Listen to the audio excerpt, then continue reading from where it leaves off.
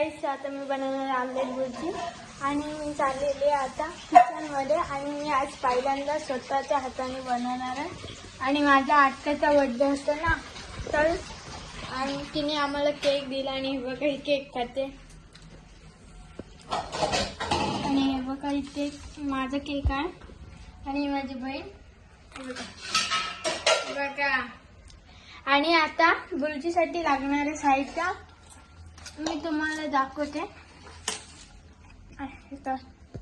आपल्याला आमलेट भुर्जीसाठी लागणारं साहित्य आहे एक चिरलेला टोमॅटो, 2 अंडी, 2 मिरची, मसाला, हळद, मीठ, कोथिंबीर, 2 चिरलेले छोटे कांदे आणि हा तेल. सर्वात प्रथम आपण पहिले तेल टाकायचं. तर तेल गरम झाल्यावर त्याच्यात कांदा टाकायचा.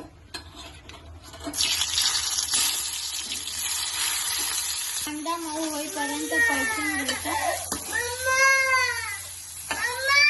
आता त्यात टोमॅटो टाकायचा.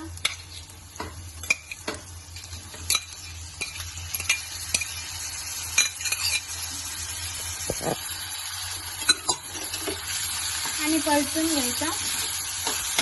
आणि नंतर मिरची टाकायची.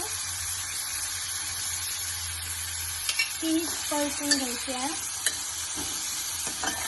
आता कांदा थोडा मऊ होण्यासाठी त्याच्यात चिमूटभर मीठ टाकायचं आहे. हे बघा मीठ. टोमॅटो मऊ होण्यासाठी आपण त्याच्यावर झाकण ठेवूया.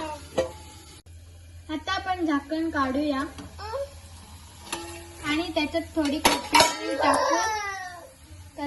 कोथिंबीर टाकून मिक्स करूया.